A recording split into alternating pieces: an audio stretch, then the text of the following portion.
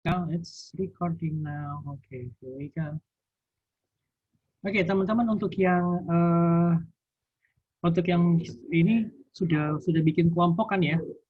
Sudah kebayangkan kira-kira mau coba apa usahanya itu seperti apa gitu, konsepnya seperti apa gitu kan? Kebayang ya. Jadi saya sangat berharap sih sudah ada mulai kebayang gitu loh. Kira-kira usahanya mau apa gitu.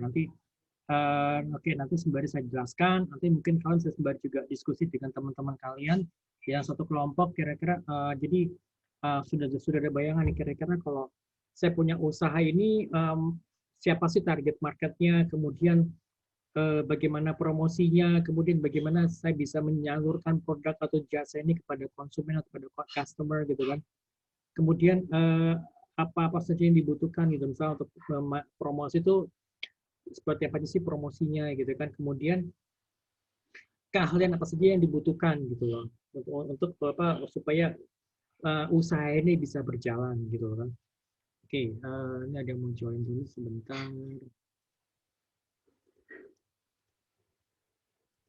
Oke, teman-teman sudah pada sarapan semua ya? Oke, here we go. Oke, sebentar sorry.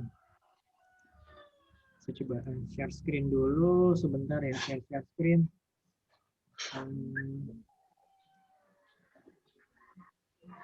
Share screen coba, oke.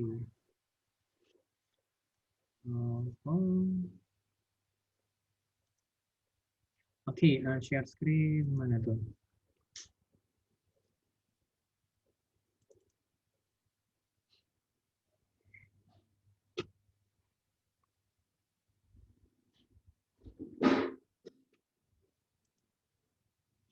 Oke ya, kita mulai ya untuk yang pertemuan ketiga. Kalian sudah punya itunya kan slide-nya. Kalau ada yang belum punya nanti saya bisa share ke kalian nanti setelah ini. Oke, kita bicara mengenai business plan, business model canvas atau BMC.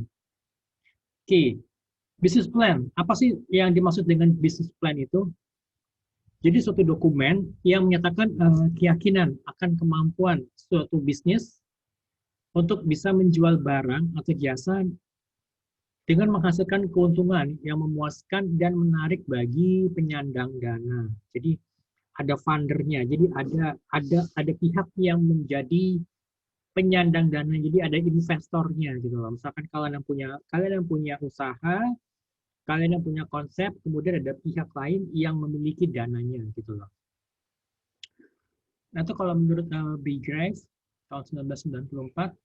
Nah, kemudian ada lagi definisi yang lain, dokumen tertulis yang disiapkan oleh wirausaha, oleh pengusaha, yang menggambarkan semua unsur-unsur yang relevan, baik internal maupun eksternal, itu mengenai perusahaannya, mengenai perusahaan atau mengenai usahanya, supaya dia bisa memulai usaha, yang ini merupakan perencanaan bagi kepada planning, kemudian juga mengenai permodalan, jadi mengenai financingnya bagaimana, kemudian juga mengenai prosesnya, jadi proses atau manufacture-nya, dan juga mengenai sumber daya manusianya, gitu loh. Oke, apa sih sebenarnya yang menjadi manfaat dari sebuah business plan ini? Jadi ada beberapa manfaatnya. Jadi sebagai panduan guidance dalam menjalankan bisnis. Jadi misalkan tadi seperti saya bilang, ini produk jasanya itu apa, kemudian harganya berapa, kisaran harganya berapa, kemudian modalnya berapa, kemudian terus juga mengenai apa namanya saluran channel distributionnya atau mau dijual atau lewat mana gitu kan. Kemudian promosinya seperti apa, kemudian materi apa, bagaimana kita bisa mengkomunikasikan produk atau jasa kita ini kepada konsumen. Jadi pasti akan disesuaikan dengan target marketnya. Jadi siapa sih yang menjadi target market kita gitu loh. Lalu yang kedua itu dibutuhkan bisnis plan-nya dibutuhkan supaya kita bisa mencari sumber pendanaan.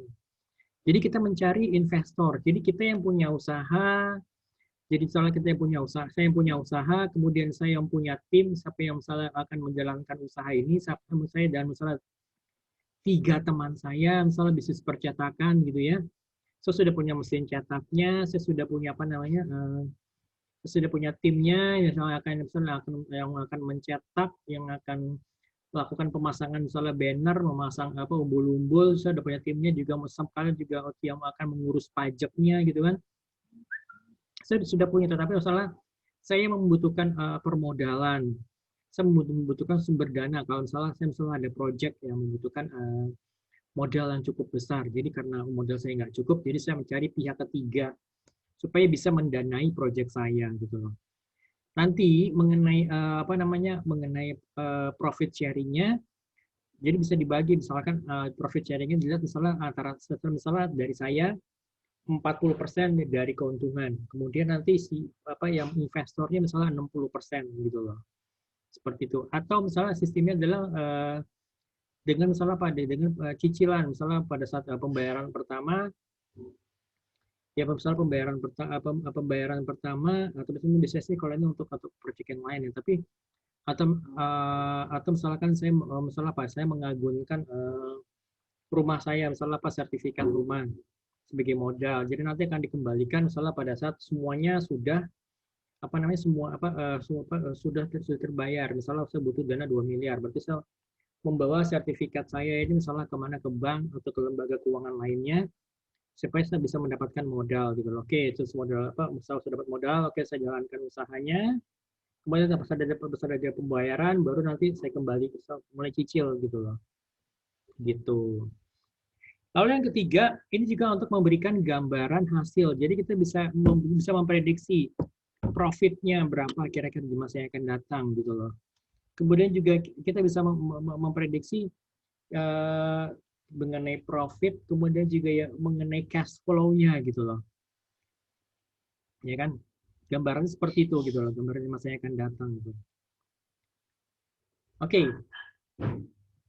Kalau kita lihat alur membangun bisnis antara zaman dulu dan zaman sekarang.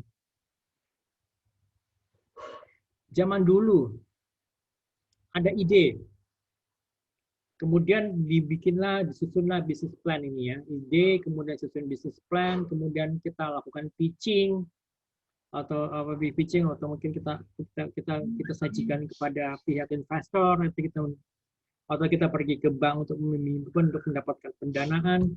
Setelah kita dapat, baru kita bangun bisnis kita gitu loh. Tapi kalau sekarang kita memiliki ide, kita sudah memiliki idenya, kemudian kita coba bikinkan bisnis model itu, kita buat bisnis modelnya, gitu ya, kita validasi, kita tes, kita uji gitu ya, kemudian kalau oke nggak, kalau oke ya oke, kita lanjut pembuatan bisnis plan. Kalau masih ada yang kurang, kemudian kita perbaiki lagi, kita revisi lagi sampai pada akhirnya bisnis plan sudah jadi. Kemudian baru kita lakukan pitching atau competition. Jadi dalam artian kita ajukan misalnya ke pihak investor, itu kan dengan sistem misalnya pembagian keuntungannya misalnya 40-60, jadi 40 si business owner, si pengusahanya, kemudian nanti 60 itu balik kepada si investornya gitu loh. Nah, biasanya kalau misalnya sudah balik modal, jadi setelah kalau laporan keuangan sudah nggak merah lagi, jadi sudah mulai ada keuntungan, itu dibalik gitu loh. Jadi gini, misalnya antara saya karena laporan keuangan sudah bagus, sudah nggak merah lagi, udah nggak minus lagi, ya akhirnya saya bisa dapetin 60%. Jadi bagi hasil itu 60% buat saya sebagai project owner, sebagai pengusaha. Kemudian 40% itu kembali kepada si funder gitu loh. Nah ini biasanya kalau untuk kerjasama profit sharing ini misalnya berlaku misalnya antara ya bisa sih 5 tahun atau 10 tahun atau bahkan 15 tahun. Jadi tergantung dari perjanjian antara kedua belah pihak. Dan juga dilihat dari misalnya besarnya pinjaman dan juga kemampuan dari pengembalian gitu loh. Karena kan sama saya ini sebagai pengusaha yang memakai uang si investor, saya harus mengembalikan pokoknya. Misalnya saya minjem misalnya 5 miliar, saya dapat modal 5 miliar. Berarti saya harus bisa mengembalikan 5 miliar ya berikut dengan profit sharing-nya gitu loh. Yang pokoknya harus dikembalikan berikut dengan profit sharing-nya. Jadi Disitulah si investor bisa mendapatkan keuntungan gitu loh. Gitu. Jadi ini bukan permainan bunga gitu atau interest, tapi ini lebih kepada profit sharing gitu loh. Sebenarnya itu sekarang sedang banyak dicari gitu kan oleh para pengusaha-pengusaha gitu loh. Oke, sampai sini ada yang mau tanya mungkin teman-teman? Kalau ada yang mau tanya Pak, silakan ya. Ya. ada yang mau masuk, Oh iya ada iya yang iya. mau masuk tapi belum dikonfirmasi Iya sama iya iya Bapak. betul betul betul saya kasihkan nerangin jadinya saya nggak Iya. perhatikan. Thank you.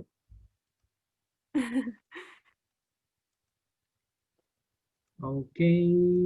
Ada lagi yang mau ditanya mungkin? Ada yang tanya teman-teman?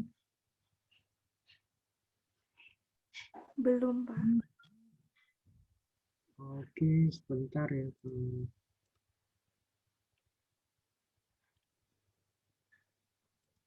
Ops. Oke ya. Oke, ini sudah ada yang belum ya. Oke, ini Cindy udah. Apa lagi yang belum? Udah semua ya. Oke. Oke, sip. Oke, thank you. Oke, sebentar ini saya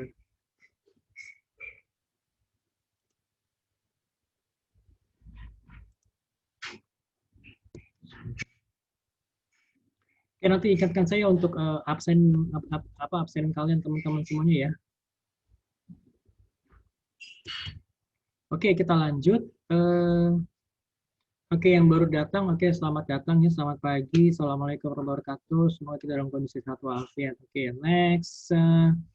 Mungkin jadi jelas ya, ini ya mengenai apa namanya perbedaan antara bagaimana kalian bisa membangun bisnis zaman dulu dan juga zaman sekarang.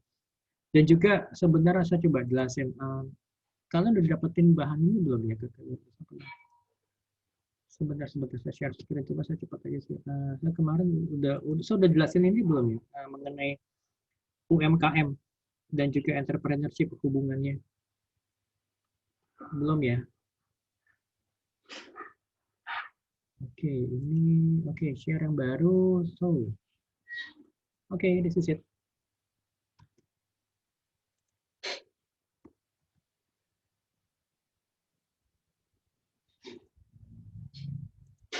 Oke, ini kan. Oke, ini sebenarnya bahan yang saya mau coba jelasin minggu yang lalu, cuman ini saya belum sempat. Saya coba bahas cepat sekarang. Oke, sebenarnya kalau masalah klasik usaha kecil menengah itu sangat erat hubungannya dengan entrepreneurship gitu. Jadi masalahnya apa? Jadi sebenarnya banyak orang yang terpaksa memulai usaha kecil UKM itu atau bahkan perusahaan mikro itu bukan karena mereka melihat opportunity tapi karena desakan atau karena necessity. Jadi bukan karena perlu tapi karena desakan atau karena keterpaksaan gitu loh, karena pendidikan yang terbatas, keahlian yang terbatas, dan mereka tuh nggak punya uang, jadi menyebabkan ya terpaksa deh gue harus dagang kecil-kecilan gitu kan. Ya ya mungkin kalian tahu bahwa ya mereka kan dagang kan nggak nyewa ruko, terus mungkin mereka dagang di pinggir jalan gitu. Atau bahkan mungkin sering disebut dengan kaki lima, mereka keliling ke mereka mangkal, ya pasti mangkal kan juga mungkin mangkal di trotoar gitu kan. Karena bahkan mereka nggak mampu menyewa tempat gitu ya. Akhirnya apa ya, kadang ada yang harus kucing-kucingan, kejar-kejaran gitu ya, main petak umpet sama satpol pp gitu kan. Dan juga ada masalah juga yang lain apa, karena ya secara operasional ya mereka tuh nggak mampu untuk mematok harga, mereka tuh bingung gue mematok kasih harganya berapa gitu loh. Karena apa, karena mereka nggak tahu misalnya modal gue sekian, saya jual 2 kali lipatnya, sedangkan kalau mungkin dengan harga produk yang kurang lebih sama di pasaran, mungkin harganya nggak harganya tuh mungkin jauh lebih murah karena mungkin dia naikinnya 2 kali lipat. Mungkin kalau teman-teman yang lain dia hanya ngambil untung mungkin hanya sekitar 20% gitu loh, ya kan. Kalau itu sebenarnya hanya faktor pengalinya adalah 0,2, sedangkan dia faktor pengalinya tuh adalah 1.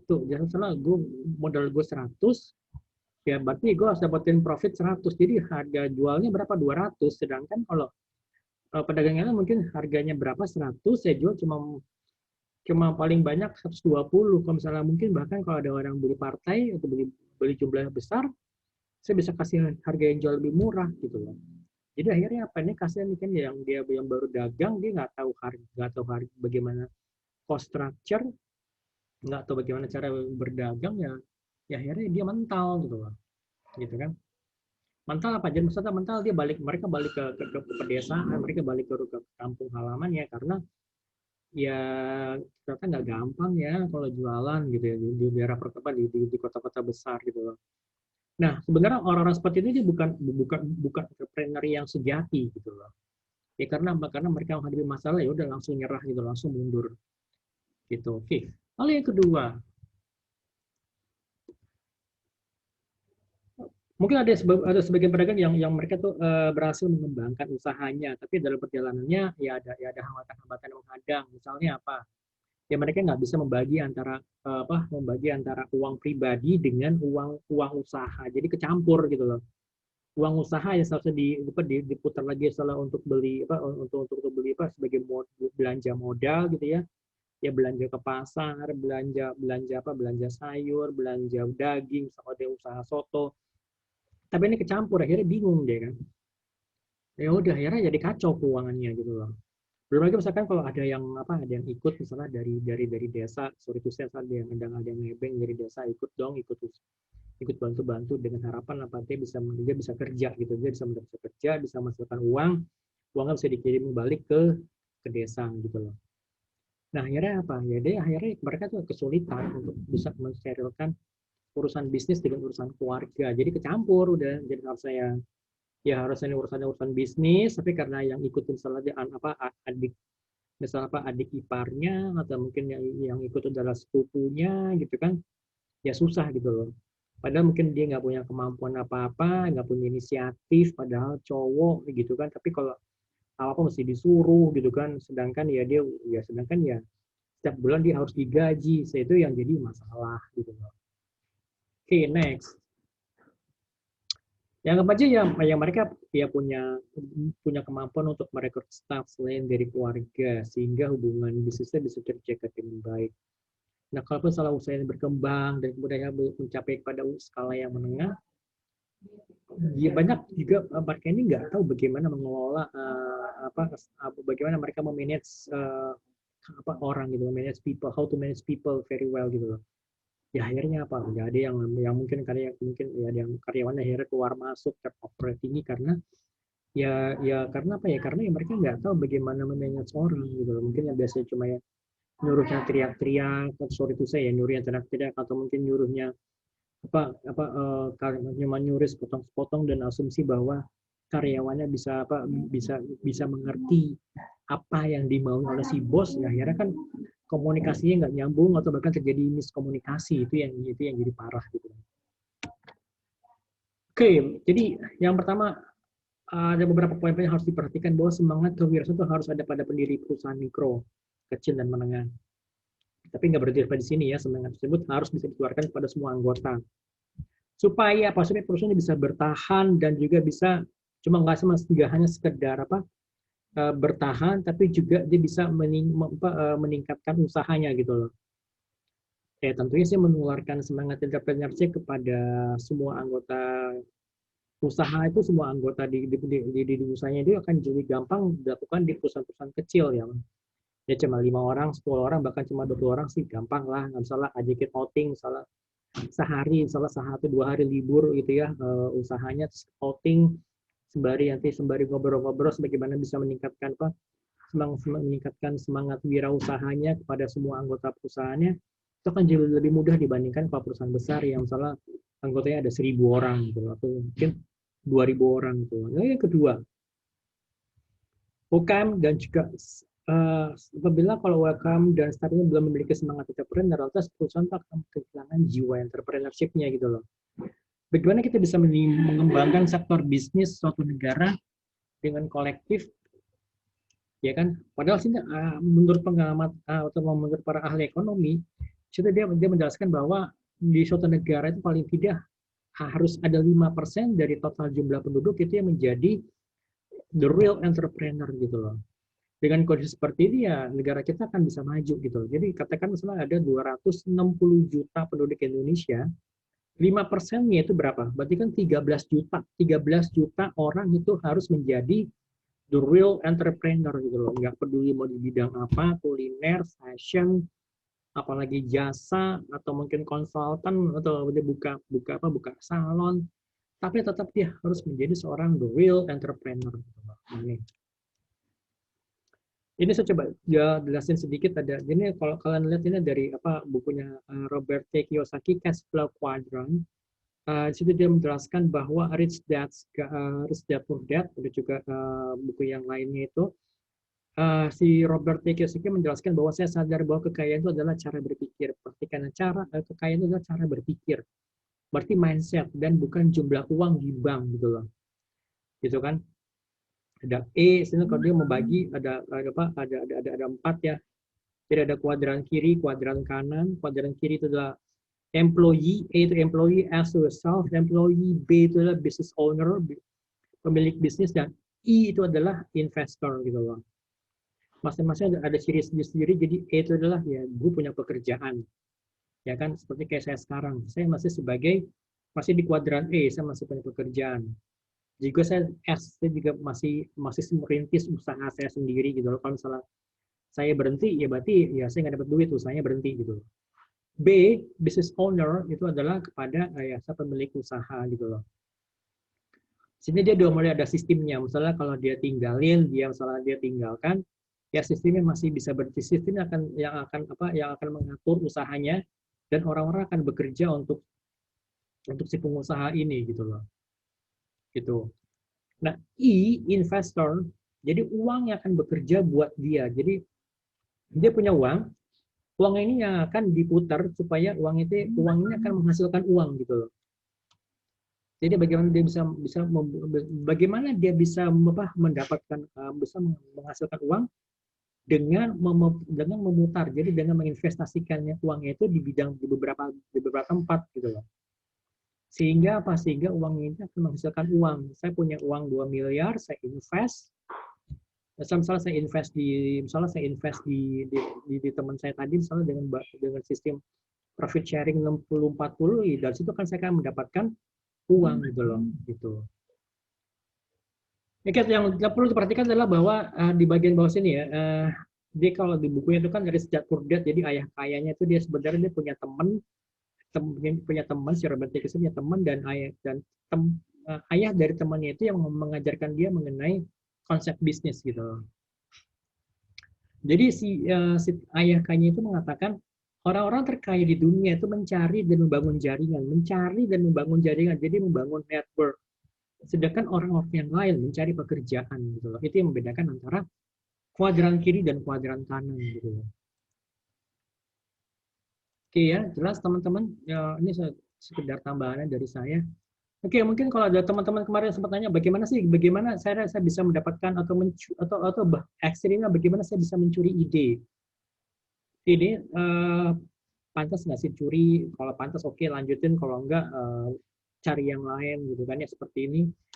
Kemudian juga curian yang bagus, curian yang buruk. Curian yang bagus itu dia sifat terhormat, kemudian tanpa etika. Kalau curian yang buruk jadi ya ekstrimnya, jadi kalau gua ini idenya gua ambil, kemudian saya mengklaim bahwa itu ide gue gitu loh.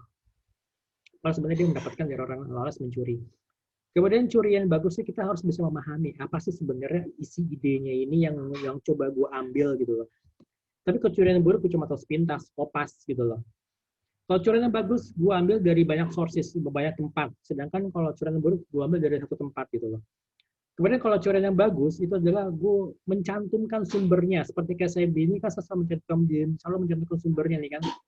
Saya ambil dari bukunya Robert T. Kiyosaki, saya tulis ini adalah saya ambil dari bukunya Robert T. Kiyosaki. Kemudian juga ini kan Cash Flow Quadrant ini kan itu adalah konsep yang ditawarkan oleh Robert T. Kiyosaki gitu loh. Oke, nah di sini selain kita campurkan sumber, tapi kalau saya kalau saya mencuri dengan sifat yang buruk, itu saya plagiat. Jadi saya menganggap bahwa itu adalah hasil karya saya gitu loh. Kalau curiannya bagus adalah kita merubah sesuai dengan kebutuhan gitu kan. Tapi kalau misalkan kalau ya curian yang buruk, ya gue nyontek. Ya balik lagi kepada kopas gitu loh. Gitu, oke. Oke, next. Sampai sini ada materi mungkin teman-teman. Oke, itu ya. Terus ini kalau kalian pengen tahu, ini saya ambil dari bukunya ini, bukunya Austin Kleon, Still Like an Artist gitu loh. Ini bisa kalian apa? Bisa kalian baca. Bentar. Oke, sebentar ya. Kita share screen lagi.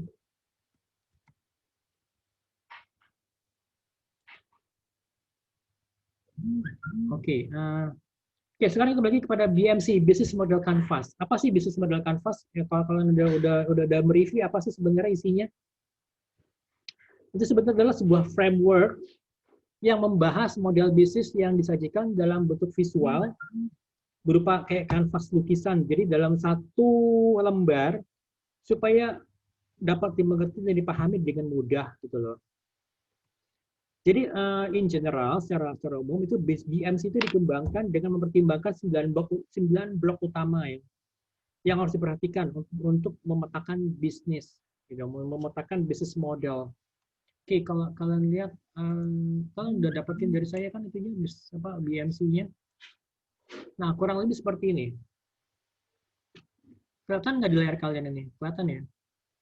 Jadi ini kan BMC ini seperti ini. Jadi ada 9 blok dan masing-masing itu ada penjelasan yang mulai dari customer segment, customer relationship, channels, value propositions, kemudian key activities, key resources, key partners, cost structures, dan revenue streams gitu loh. Masing-masing itu ada artinya sendiri-sendiri. Oke, kita lihat satu persatu ya teman-teman ya. Oke, here we go. Kalau ada yang mau nanya, langsung silakan ya. Oke, kemudian kita lihat apa sih kegunaannya. BMC dapat digunakan untuk semua bisnis, termasuk juga untuk yang non-profit organization, organisasi yang memang non-profit ya. Jadi misalnya seperti seperti LSM juga bisa digunakan di sini. Kemudian BMC itu sangat membantu untuk mempercepat proses analisa kekuatan dan kekurangan bisnisnya, strength and weakness-nya apa ketahuan di situ. Ya kan, strength, weakness, kemudian juga opportunities dan threats-nya apa, SWOT analisisnya bisa ketahuan di situ. Walaupun nanti perlu adanya analisa yang lebih detail lagi gitu loh. Maka dengan mengetahui kekuatan dan kelemahan dari usahanya ini, strength and weakness-nya, maka analisa kebutuhan dan profit dapat dilakukan dengan cepat gitu loh. Oke, jadi sederhananya itu BMC dapat dibagi dalam 3 bagian utama. Jadi jadi offering, customer, dan juga infrastructure gitu loh. Ingat ya, ada 3 bagian utama, offering, customer, dan infrastructure gitu loh. Oke, kita lihat. Offering ini adalah ini loh, yang warna merah ini adalah merupakan offering. Nah, kemudian untuk yang warna biru, itu adalah customers, jadi ini key partners siapa, key activities-nya apa, key resources-nya, kemudian customer relationship, kemudian channels, kemudian customer segments, itu bagian dari customers. Kemudian bagian infrastructure, itu dilihat pada cost structure dan juga revenue streams gitu. Itu merupakan bagian dari infrastructure-nya. Oke, jelas ya teman-teman ya. Ada yang mau ditanya mungkin teman-teman? Any questions? Kita nanti break dulu ya, sebentar. Break, 5 menit lagi kita break. Oke, kita lihat dulu satu persatu ya. Kita lihat mulai dari value proposition. Offering itu ada value proposition itu. Jadi dalam bisnis selalu ada produk atau jasa yang ditawarkan. Nah, dalam blok value proposition itu mencakup produk atau layanan yang kita coba tawarkan kepada customer gitu loh. Apa produknya gitu loh. Nah, contohnya misalnya apa, jilbab, kemudian apa, jilbab segi 4, misalnya apa, jarum pentul, kancing gitu kan. Itu kalau kita bicara mengenai fashion. Kemudian kalau bicara mengenai kuliner apa? Misalnya apa, pecel lele, misalnya apa gitu kan, pecel lele, nasi goreng atau kopi gitu kan. Kopi apa, misalnya kopi Arabica gitu kan. Kopi Arabica atau mungkin biji kopinya, kita menjual biji kopi yang sudah dikemas gitu kan. atau kita mau jual kopi yang dalam bentuk bubuk, itu juga itu masuk ke sini, dia masuk pada value proposition-nya. Kalian harus bisa jelaskan dengan lengkap jilbab apa, kemudian gitu kan misalnya kalau jarum pentul misalnya yang panjangnya berapa, kemudian bros yang bentuknya seperti apa gitu kan, kita harus bisa menjelaskan di situ. Oke, itu yang untuk offering. Kemudian untuk yang customer, kita mulai dari customer segments. Customer segment menjadikan merupakan blok area yang paling utama, karena dari sini dari pelanggan, dari sini maksudnya dari sisi pelanggan ini kita bisa mendapatkan revenue, bisa mendapatkan penghasilan gitu loh. Contohnya apa? Misalnya kalian harus bisa menjelaskan dengan lengkap segmen kalian siapa gitu loh. Misalkan kalian menjual tadi jilbab pasmina, pasti ditujukan kepada wanita yang berhijab maupun tidak berhijab, usia berapa, usia 15 sampai 50 tahun. Mau targetnya di mana? Misalnya di area Jabodetabek dan sekitarnya, atau mungkin di kota-kota besar di Indonesia gitu, misalnya di Jabodetabek, Bandung, Surabaya, Medan, Makassar, atau di mana gitu loh. Kemudian kalau perlu juga akan jelaskan misalnya sifat mereka apa, misalnya kepada wanita berhijab maupun yang tidak berhijab usia 15-20 tahun yang aktif gitu loh. Soalnya yang aktif misalnya aktif yang aktif di luar rumah bisa jadi mungkin, atau mungkin yang mereka memiliki aktivitas yang tinggi gitu kan, yang ada yang bekerja misalnya di kota-kota besar gitu kan. Jadi kalian bisa menjelaskan dengan detail gitu loh. Oke, semakin detail akan semakin baik karena kalian semakin bisa mengetahui siapa yang menjadi customer saya gitu loh. Kalau misalkan kayak kopi misalnya kopi itu, kalau misalnya kalian punya kedai kopi, kalian bisa jelaskan misalnya kepada penikmat kopi laki ataupun perempuan, misalnya usia produktif, misalnya dari usia 18 sampai usia 55 tahun bisa jadi gitu kan, yang tinggal di kota-kota besar, yang memiliki aktivitas yang tinggi gitu. Nah, itu seperti itu. Jadi harus bisa membayangkan siapa sih yang menjadi konsumen gue nantinya gitu loh. Oke, sampai sini ada pertanyaan mungkin teman-teman? Any questions, guys? Lalu yang kedua, kita bicara mengenai channel. Channel itu yang di sini loh, channel. So have a look at this one. Bagaimana kalian bisa menyampaikan bagaimana kalian bisa menyampaikan produk ini kepada konsumen? Apa yang disampaikan nilai atau manfaatnya, ya kan? Nah, promosi yang melalui media Instagram itu dengan mengendorse pada public figure, misalnya dengan menggunakan public figure itu Fatin, yaitu yang dipublish dalam bentuk video testimoni misalnya untuk produk hijab misalnya merek tertentu gitu kan. Jadi sini merupakan jadi channel itu jadi bagaimana kita bisa menyampaikan pesan gitu loh. Pesan mengenai produk yang kita jual kepada konsumen yang target tadi itu gitu loh. Nah, kita mesti tahu nih kira-kira kalau misalkan ini ya, kalau wanita berhijab usia 15-20 tahun yang tinggal di area Jabodetabek ini, mereka tuh mengakses medianya apa saja? Oh, pasti kalau ini kan berarti sosial media, ya kan? Sosial media digunakan apa? Instagram, atau mungkin Facebook, atau mungkin sejadi Twitter gitu kan? Ya kan? Atau mungkin apalagi ada lagi nggak media yang lain? Misalnya apa? Misalnya dengan menggunakan apa? Marketplace mungkin apa? Misalnya seperti Shopee. Nah, kita juga mesti ingat kalau mereka ini wanita-wanita yang berhijab usia sekian ini, mereka tuh akses media sosial akses marketplace paling banyak apa? Misalnya Shopee, selain Shopee apalagi misalnya? Karena misalnya berhubungan sama fashion misalnya apa kira-kira? Mungkin apakah dia masuk ke Lazada atau ke tempat lain gitu kan?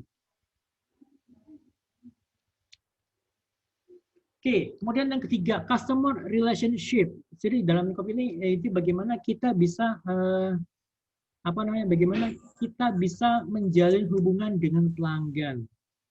Supaya kita membesar menjalin. Jadi kalau misalkan ya kita berusaha supaya customer itu beli nggak cuma sekali toh, tapi juga nextnya kalau dia butuh lagi datang ke tempat kita gitu loh. Supaya pelanggan itu tidak mudah berpaling kepada usaha yang lain, pada kompetitor. Jadi makanya kita harus bisa menjalin hubungan yang baik. Bagaimana misalkan kalau kita menjalin hubungan yang baik, misalnya menggunakan apa? Misalnya kalau pada setiap ulang tahun kita mengucapkan selamat ulang tahun, kita mengirimkan apa kartu atau kita mengucapkan salam menggunakan apa SMS atau misalnya mengirimkan WA ucapan selamat gitu.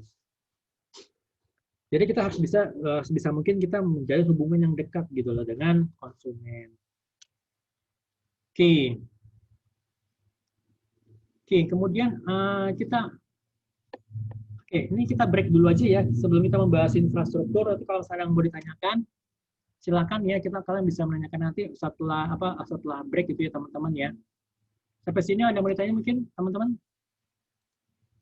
Any questions? Ada pertanyaan? Tidak, Pak. Oke. Ya, kita break dulu aja ya. Nanti kalau ada yang mau ditanya